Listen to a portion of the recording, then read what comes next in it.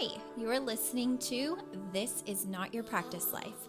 I'm your host, Macy Rene, and we are going on a journey together, my friends. I'm a certified life and emotional intelligence coach. And if you really want to step into your highest self, there are a few non-negotiables you're going to have to learn, and I am just the person to help you do it. No matter your past, I'm here to help you create a more fulfilling future. So stick around with me. Not only will I teach you how to navigate your brain's daily mind drama, but I'll help you actually understand your mind, your emotions, why you do the things you do, and why others do the things they do. Most importantly, I'll help you build the self-awareness skills to create whatever results you want. It's never too late to change the trajectory of your life. After all, this is not your practice life.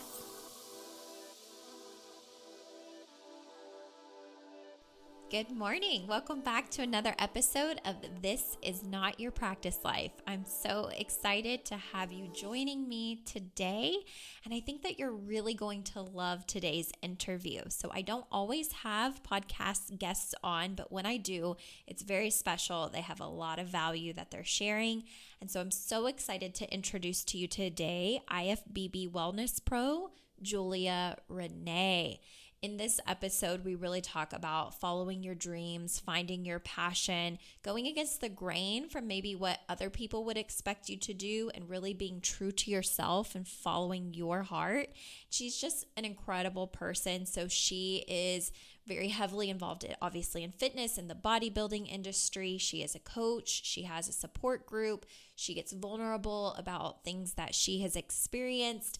And I just think you're going to learn so much from her. So if you want to connect with her after the interview, you can do so by checking the show notes. Everything that you need will be right there. And I hope that you enjoy today.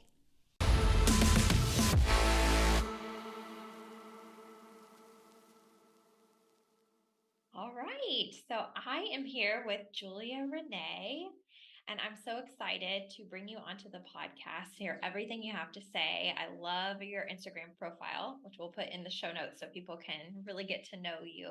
And I want to know, tell me what everyone should know just right off the bat about you. Right off the bat, it's that I don't act the way that you would assume I would act based off of how I look. I'm completely different. I think like people see me and they see like this, I'm like very feminine in the way that like I express myself on social media and like do my hair and my makeup and like posing, but like I act like a bro like in real life.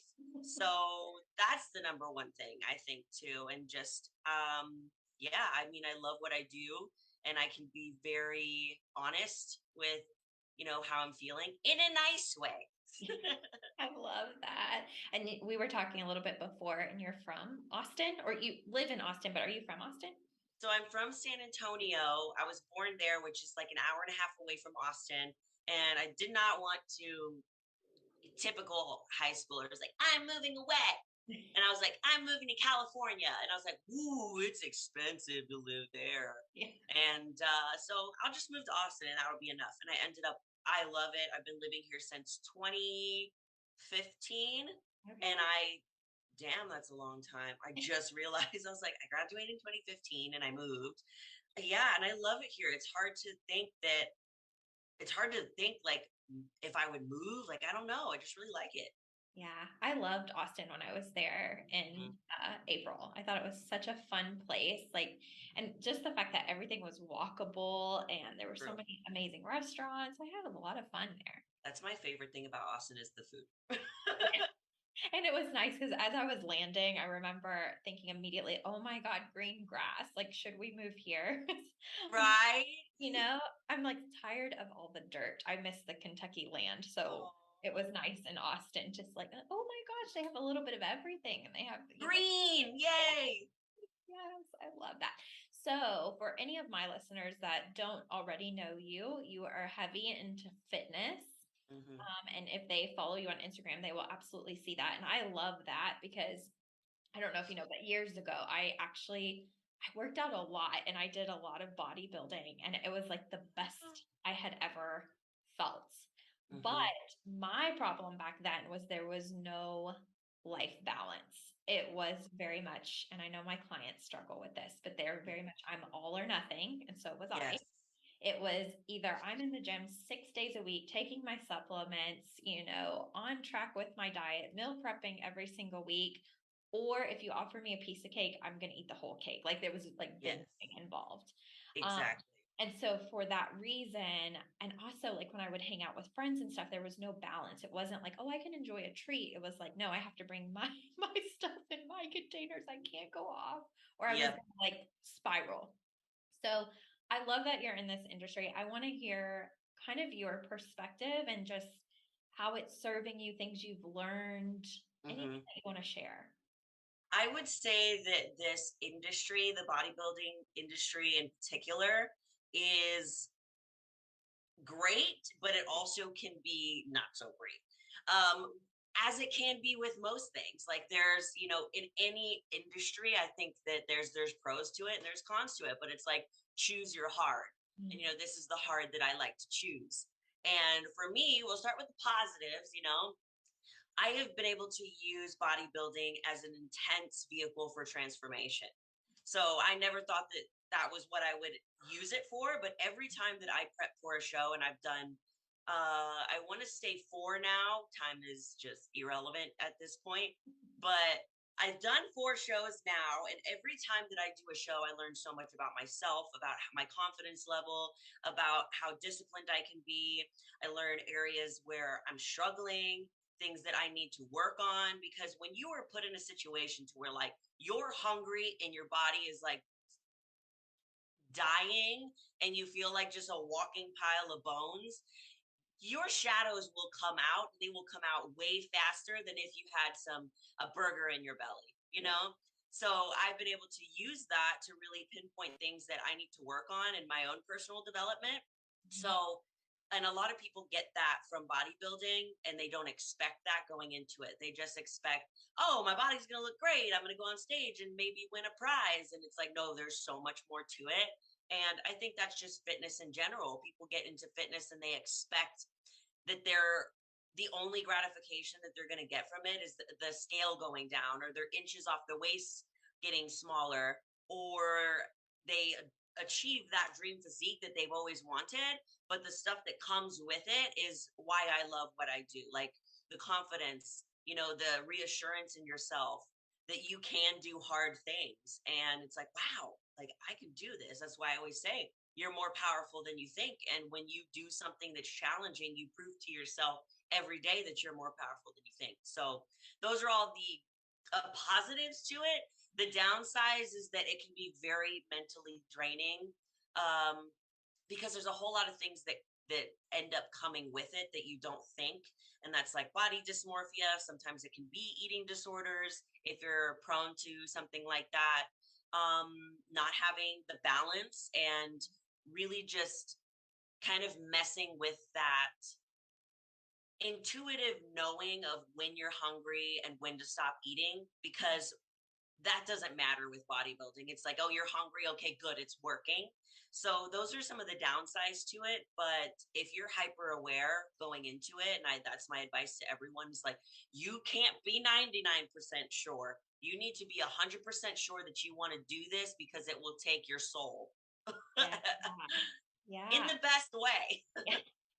Yeah, I love it. I love seeing people with like a healthy relationship with it because I, over the years, of course, followed so many bodybuilders and I saw the people who like burn themselves out, you know what I mean? Or Hmm. end up in a very kind of toxic cycle with it. And then for me, like I said, for me, it was like, I'm really like, I'm turning down friend hangouts. Like it just became, I became like obsessive of it, but not in a healthy way.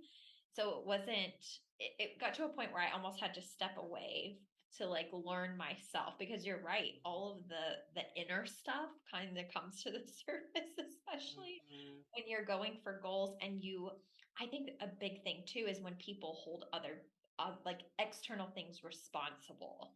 So what I love, actually, I don't even know if you caught it, but what you said was like, I love what it does for me, and you're very focused on like this for me. And that's so different from where I was back in, it was like 2013, 2014, whenever I was doing Yeah. this.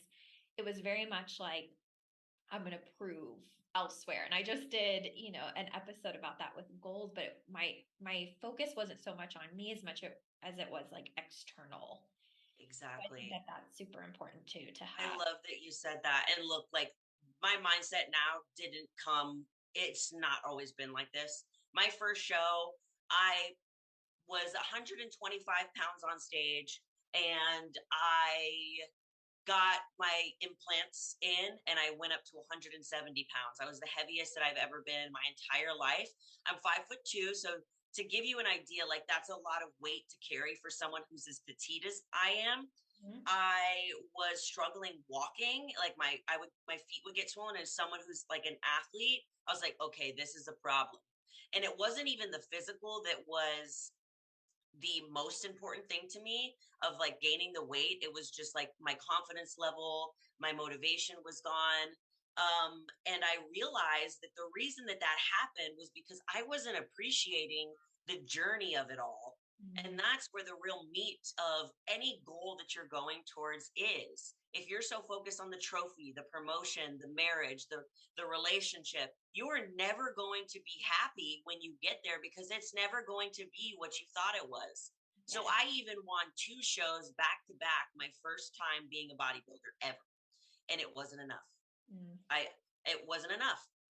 And everyone looking from the outside looking in would say, Julia, like you're getting these opportunities, you just won 2 shows, you look insane. Yeah, but I'm miserable and I don't know why. And after really just diving into like my own psyche, I realized that, oh, okay, I was putting all of my value on this stage, on this suit, on this trophy, on this end result. And I can tell you this right now. I remember getting the trophy, the second one, and I was done. That was it. And I was like, oh, but what now? And I can't even remember what happened during that 4 week prep. Mm. And that was when I knew, oh my God, something is wrong. I was just in a fog. I was like, Mhm. this is not what bodybuilding is going to mean for me. So gradually, I'm learning each time. Each time I get better. The next time I um, was like, okay, I'm not going to blow up to 170 pounds. I only went to 160 pounds. And I'm someone that struggles with the eating disorder. So Mhm. I, I'm not using it as a crutch because it's not, everybody has their things, but I was dealing with that during it. And Yeah. then this time it's like, I just get better each time. And that's all that matters.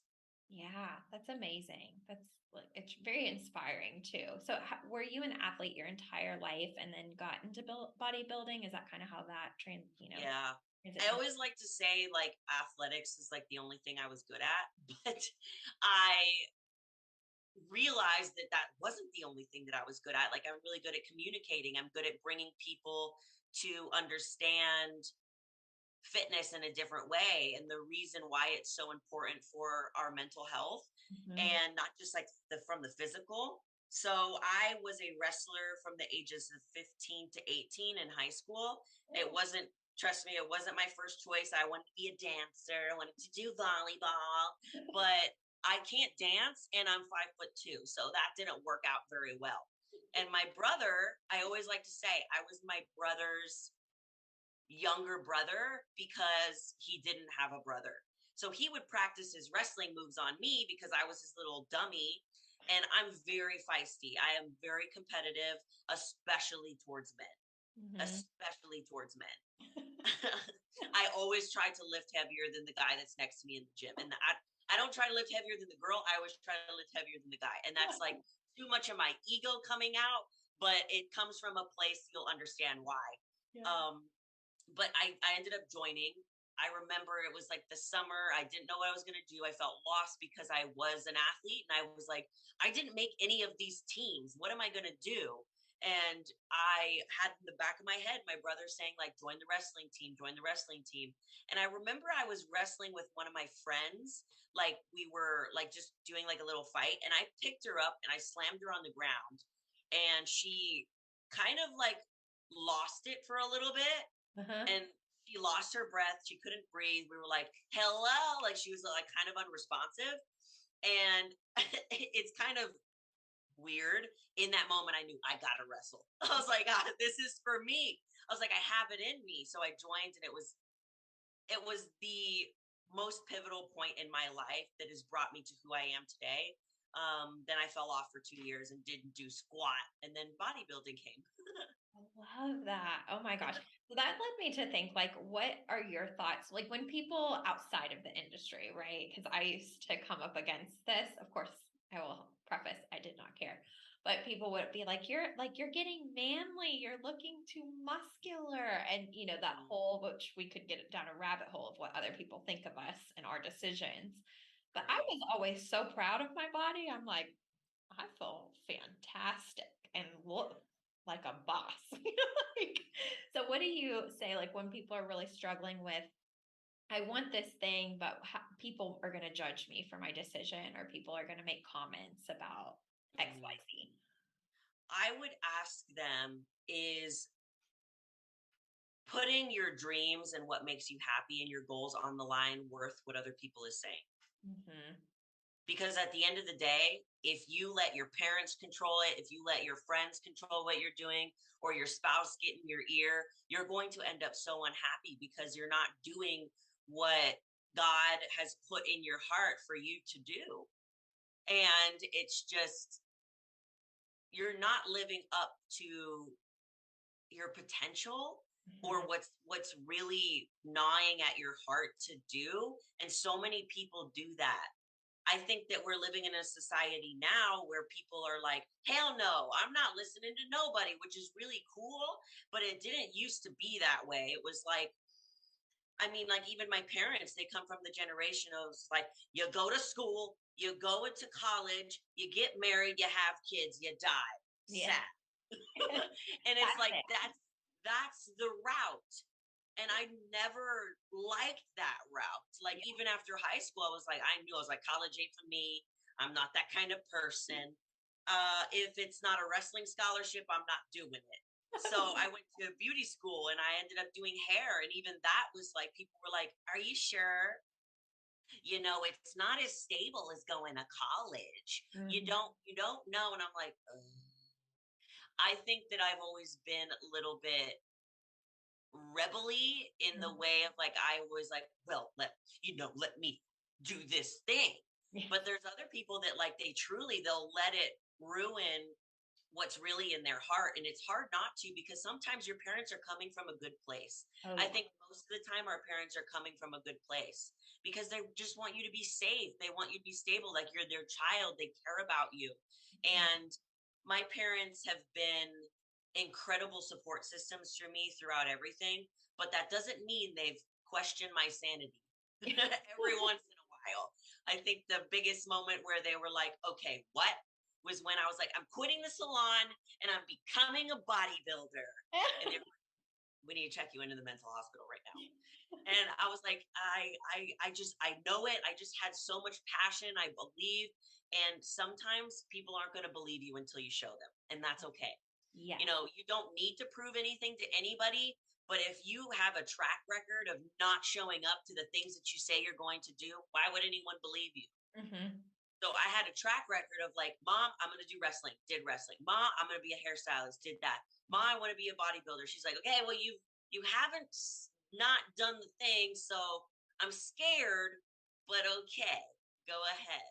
So Yes. yeah, just like really stop and think like, are you going to let outside people dictate how your life is run, how happy you are, how confident you are? No, don't do that. Yes. Oh, yes. This is so good because I think a lot of people do let outside things, people, circumstances Hmm. totally dictate what they even believe is possible for themselves. And Hmm. that really comes from even how we view ourselves. So I love that you were like, I see this, I feel this. It's not the traditional thing, it's not what everybody else would do, but I know it's for me. I kind of had a similar situation too, because, I went to college. I'm like, this is what they say to do. Go to college, whatever, did Rack up a bunch of college, debt and then right, not use the degree. right. And now my family's like, you're not even using your degree. I'm like, nope, I'm not. I'm still paying it off, right? Yeah, Like, right. But it truly, I was talking to a client about this because her son just went to college and he is kind of in a space where he's saying a lot of the things that she remembers me talking about. And she's like, I'm going to support him and whatever, but Oh, he's I going to have love to, that. figure it out. And I'm like, yeah, that's important. I think it is important also to let your kids or whoever your partner, whatever, figure it out. Because Mhm. then if you become a crutch for them too, then that's not serving them either. Agreed. So it was very much like my family questioned me, probably thought the same thing. We need to check her Mhm. in somewhere. I even thought that sometimes. I'm like, do I need to be checked I in? was like, "Am I okay?"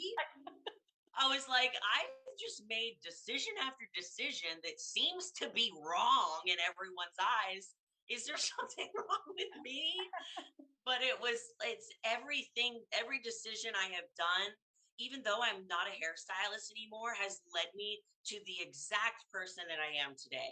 Like even you, I bet you don't really regret, maybe you regret the debt, maybe, but you're like, okay, I needed to know that college wasn't for me.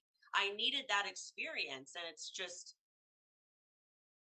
All right. So we had a little hiccup with our signal, but we're back. So I think you're wrapping up the point too, just about yeah, like I had to figure out through college, right, that maybe it wasn't the thing for me. exactly. It's true. And I completed everything. I worked in my career afterwards for 6 years, but there was always this inside feeling of like, I just know that this is not it. I know that if someone asked me to stay here for the next 40 years, I would just completely lose my mind. I couldn't. I could, but I knew it would be settling. So it wasn't that I couldn't. It was like I Yes. can. And I ask my clients that a lot. I'm like, of course you can. You are. You're doing it. Of course you Mhm. can. But when you think about living this day, right? Maybe the next 40 years and nothing changing, do you go a little crazy inside or does it feel like Oh, this is perfect? that's literally the exact thing that I asked myself when I was a stylist. So I was an assistant for a couple of years and then I think I was like an assistant for a year or so. And then I was a stylist for two. And I kept saying, once I'm a stylist, then I'll be happy. And it's I call it the I'll be happy when syndrome. I'll Yeah. be happy when I graduate college. I'll be happy when I lose the weight. I'll be happy when I meet the man. And it's like that same thing we were talking about at the beginning. You are putting all of your eggs in a basket and you can't see that basket because it's way over here. And you're preserving your happiness until you get to that finish line. And I just asked myself at that moment, I was like, can I really see myself coming in here every day, doing hair, talking to a person? How are you? Okay, bye. How are you? Okay, bye. I was like, no. And it just screamed inside me. And that's when I was like, I gotta go and chase this fitness thing. I have to do it Yes. because I can't see myself doing this the rest of my life. I can, like you said, but I'd be hella miserable. And I think it's that everyone has that moment when they want to make that jump, and that jump seems so scary because we all fear the unknown. We know what we're in right now. It's safe, it's comfortable. My check comes every 2 weeks, and we're good.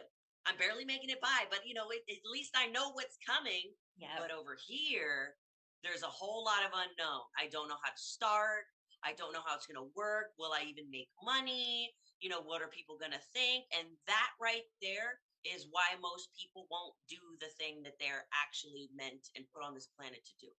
Exactly. And that I think leads to a beautiful transition where we can take this because everything you just said, when you really get down to the nitty-gritty of it all, it's the unwillingness to feel the discomfort, unwillingness to feel the emotions. Oh, yeah. Right? If I was just willing to feel fear, if I was just willing to take risk, even if it felt like shit because I failed at something, quote unquote fail, Mhm. if I was just willing to feel how terrible it may feel learning how to do all that, what would my decision be? And I think a lot of people would make different decisions in their life if they were just willing to lean in to life's discomfort. So with Yes, that and being you said, don't. yeah, how do you feel like emotional intelligence plays a role in like your life or what you do in your industry, in your business, all of the things? I would say that it helps me connect so much better with my followers that I have on my platforms. Like I never went into this wanting to be just like a picture that people saw everywhere. I wanted people to know like who I am, like what I do, what I stand for, and like things that I'm working on and things that I'm struggling with. Like people will see an IFBB Pro and it's like, yo, I had an eating disorder from 15 to 22. Those two don't go together, but I've somehow made it work. So Mm-hmm. I really just want that's how I've implemented it into my business, and it's been life changing because I think the age of the influencer has gotten so lost because there's no influence anymore. Mm-hmm. It's just photo, photo, photo. This is what I'm doing. This is what I have. Blah, blah, blah, blah, blah. But there's no substance to it anymore. Like, what impact are you having on the people that follow you? To me, if I'm not making an impact on the people that I follow, it ain't worth it. I don't want Mm-hmm. it. It doesn't mean anything to me. Yeah. But now that I have that connection with people and I can share my journey of like becoming more emotionally intelligent, like learning things that I struggle with and how I'm dealing with them. And it's like, today's a shit day. I'm not motivated. Like, how's your day go? And like people respond to that because that's real. Yes. They don't want to see a pretty face with a perfect body and your outfits are always great and your day's just awesome because that's not relatable. That's not real life. Yeah. That's why it's so hard to relate to celebrities because you're like, oh, they're just way up there. It's not even happening. Yes. They're over here sipping drinks at 12 in their jacuzzi in their mansion. That's not Right. my life. But that's why the influencer was created because it's like, oh, this is another human on a human level Mhm. that's doing something that it's cool to me and I want to do. Let me follow them. That's more realistic. But there's no influence and influencer anymore. Yeah. Oh, that's such a good point. That is so good. I think a lot of people need to hear that too. And yeah, and connecting with those people that are really real and even how we show up for ourselves, right? Like just being real and raw, vulnerability, it goes such a long way. And I think a lot of people are kind of scared to show that side because, Mm-hmm. again, that little voice, like they're going to judge me. But honestly, a lot of times what we think people are going to judge us for is not at all what they're It's judging for. crazy. Yeah. I've literally tested it before. So it was like when I think it was 2020 was when I realized that wow, I've been struggling with a binge eating disorder for so long and I had no idea. I I was meditating and something told me because I was just losing like motivation for what I was doing. And Mhm. something just whispered in my ear and was like, you need to tell people about your eating disorder. And I was like, nah, nah, nah. And then it happened again and again. And I was like, okay, after the fifth time, I was like, I have to listen. So Yeah. the next day I went on social media and I made a post and I was like, can you believe that a bodybuilder struggles with binge eating, and I went into like my story and how I found out and all this stuff, and the amount of people that messaged me, oh my god, me too, I feel so much better now knowing that there's someone out there that's struggling with what I'm struggling with. And literally even this week I literally posted, I'm holding my little green like drink and I'm like, I have no motivation, I don't want to do anything, but I'm going to go to the gym anyways. And so many people were like responding to that. I have more people respond to me being real and truthful and vulnerable than if I'm like happy and I'm like, it's a great day. Green drink on my way to the gym. Yeah. And I'm like, green drink that I haven't drank in like 3 weeks because I'm too lazy to make it. And I'm about to go do cardio and I'm crying. And I'm crying. And I'm crying. Like, I'm like, maybe if I put my shoes on slower, I won't have to go. Yes, that is so true because that is the reality of things. Like I try to stress this so much on the podcast too, and or even in my post of just you see people's end result. Like, so people would get on your profile, and there might be a lot of podcast listeners that go search you after this, right? And had we not had this very honest conversation, if they were just looking at photos and stuff, not really investing in the videos and getting to know you, right? They would see the outside result and be like, she's got it all together. She never has mind drama. She Right. has it perfectly. She's probably never struggled, just all of the things. And so we do this where we see people's end result and we just automatically assume, I want that. And then when there's struggle, we quit, right? Because it's like they probably didn't go through that. When the reality is, it's very much green juice, don't want to go today, crying right before I Literally. posted this, you know? Yes, Yeah. it's so true. It's so true. And I think that that's the thing that's really getting lost in the fitness industry is just that real aspect of it. Like, I'm like, just tell people. And this comes from a girl that literally was so disconnected from her emotions. So the fact that I do this now would blow everybody. It blows my mom's mind, my dad's mind, especially my brother's, that I do what I do now and I share so much about my life because I'm naturally an introvert. I don't really talking to people's hard. I get a lot of anxiety, and I was so hyper masculine growing up because I was the only girl on the boys wrestling team, and I was like, I have to prove myself. Yeah. I'm a man, respect me, Yeah. and I shoved it all down for so long. And the fact that I do what I do now and I am so vulnerable and I'm still working on it because it's definitely, I still go back to those tendencies of like bury it down, bury it down. I'm like, wait, we've done this already. It's safe to come out. Yeah. And so yeah, like I get it. It's hard, but just I want you to know that it's coming from a place of like I'm a girl that was the least likely to do this Mhm. I and to love. act this way. Yeah.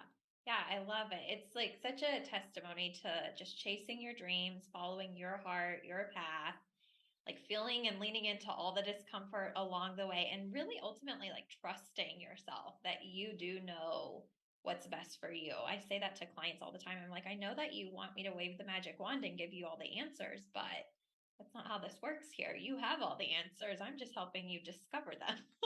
It's so true. And I think that what makes me think of is when you said that when you're really going down your true purpose, I think purpose is such like a big word. And it's really just to me, it's like what lights you up. Like, Mhm. what do you feel like you were put here to do? And it's everyone's is so different, which is so cool to me. And in this moment in life, like, I feel like my purpose is to be the bodybuilder that struggles with an eating disorder. And I Mhm. hate to like label myself as that, but the reason that I do is because I don't want people to think that I'm perfect and have it all together because bodybuilders everywhere portray themselves that way. And Mhm. I always am like, I'm over here struggling post show hard. Are Mhm. you're just great? You're just fine. I'm like, okay, cool. I guess you're perfect. Yeah. And so I think that there are so many times where I'm trying to remember the exact thought that I was going to now that I'm thinking about it. I have so many thoughts. I'm just like, but we were talking about bodybuilding and they were talking about, Like trusting yourself and oh, yes, yes, trusting yourself that you're on the right path. And what tends to happen, I've realized, is that when you are on that right path, things kind of start magically aligning. mhm. Like for me, it was when I decided to go and quit the salon job. I was like, all right, I'm quitting. And it wasn't like that. It was more like, okay, can I put like 3 weeks in? And then I'll work 2 days a week and Yes. then I'm quitting. And then so it was that final straw. I just went and I quit. And I was like, I don't know if I'm going to make rent. Rent was due in a couple of days. I had just started my coaching business. I Mhm. didn't know if this was going to work. I was so terrified. I was telling my fiance that I was like, what was this the wrong choice? Like, should I call them and ask for my like, please give me my job back? I hate working there, but please hire me Yes. back. And that was the day that I signed my first client ever. And I was literally just enough to make rent. Perfect amount. Just a Yes. little extra to get some ramen or something like that. And I was like, wow, I did what my heart was telling me to do. And Mhm. things just kind of started aligning. And then it just picked up from there. And it's crazy because every time I'm pushing in a direction where I'm not supposed to go, things seem to get really difficult. And I'm like, why? Let me just push harder. I'm like, wait, that's not the opportunity for me. It's just it's crazy. Yes, yes, I so agree with this. I think when we're on the right track and we're taking like bold, massive action to like move in the direction that our soul is really calling us to, everything does have this way of working out. It's like, we moved from Kentucky to Las Vegas and nothing made sense. And I actually had like a full blown meltdown. I think I shared about it on maybe my Instagram, but I was on my way to the airport right around the time I think our house was literally like getting ready to go on the market, like go live. And I was crying on my way to the airport. I was playing, like blasting some Christian music. I can't remember. It was like Waymaker or something like that, something that was making me super emotional. And I just felt like this overwhelming sense of like, how is it all going to work? I don't understand. I've told my husband I'm quitting my college career, that in Vegas it's a non-negotiable. I'm not going to go work. Like, I'm going to do my business and nothing else. Like, we're not playing it safe here. And I saw, it was the craziest thing. This green shooting star like flew across the sky as I'm sobbing my eyes out. I'm like, okay, okay, is that a sign? Is that a sign? And I remember getting like a notification on my phone, like, hey, by the way, your account is a negative account balance. And I'm just like, how in the hell is any of this going to work? And it's the craziest thing because in the last year, everything has fallen into place in the most incredible way. I couldn't have planned it that way. Like, it truly is like I jumped off the cliff not knowing if my wings were going to actually work. And even if they haven't always worked, there's like a net, it's like I've got you because you're doing what you are supposed to be doing. I love that. That's such an incredible story. I feel like it shows up so much in our lives, but we're never like there to just listen and to watch and to observe, to see the things you're like, it's kind of like I always like to relate it to like a crappy ex-boyfriend and you're like, why doesn't he love me? Like, oh my God, like this is terrible. Why did we break up? And then you like meet someone that's actually awesome and you're like, that's why. Oh my God, it wasn't for me. So you push, push, push for something that's not for you. And it's Yes. like, there's something over here for you. You just gotta go through this pain just a little bit. Yes. Comfortability, fear, uncertainty to get to where you're supposed to be. Yeah. Yeah. And it's exactly what we talked about at the very beginning. It is the choose your hard. It's what I tell Mm. people all the time. You're in two hards because one hard is maybe a hard where it's like, I could do it, but it's not what I want to do. And that's hard because you're not living where you're wanting to live. You're not living authentically at 100%. And so that is hard. But the other hard is also walking away from said thing, whatever it is, and choosing to go for the thing with unpredictability. The only Mhm. predictability is whatever you're in control of for yourself. So both are hard, and it comes down to choosing the hard you're willing to kind of battle it out with. I love that. I love that so much. It's so true. Yeah. So, is there anything we didn't cover that you want people to know who come in and listen to this episode? What do people need to know? Mm, let me think. I mean, the one thing that I have always stuck with since I started my own journey is that you are more powerful than you think. And the reason that this is so important to my brand is not because it's like so cute, like put it on your screensaver. Like, what it really means to me is that there are so many things in our society that are depowering us already and that we're letting depower us. Maybe it's your parents, maybe it's your friends, maybe it's your partner, things that are depowering you and making you feel a certain way. And also, you're letting yourself feel that way. Yeah. So you start to think that, oh, this is just what it has to be. This is the only thing that I can do. This is what I have to settle with. But you're depowering yourself so much, and there's so much inside of you that you don't even realize. Like for me, I always just notice it when I'm working out. And it's like when I'm doing that first hour or that second hour of cardio at the end of the day, the thing that tells me to give up first is my mind. Mhm. My mind tells my body, yo, you got to get off. This is hard.